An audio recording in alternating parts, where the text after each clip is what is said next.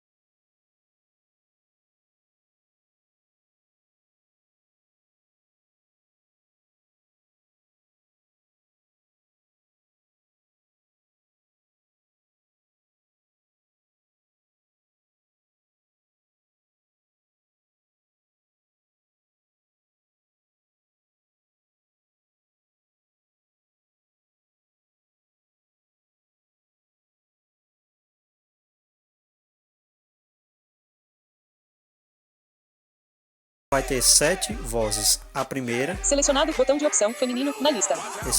esse primeiro aqui, que é o feminino, é a voz Regina, que é essa voz que eu estou usando agora. E logo abaixo tem 3 opções masculinas. Não selecionado botão de opção masculina 1. Não selecionado botão de opção masculina 2. Não selecionado botão de opção masculina 3. Aí logo abaixo de masculino vai ter 3 opções femininas. Não selecionado botão de opção feminina 1. Não selecionado botão de opção feminina 2. Não selecionado botão de opção feminina 3. No caso, esse feminina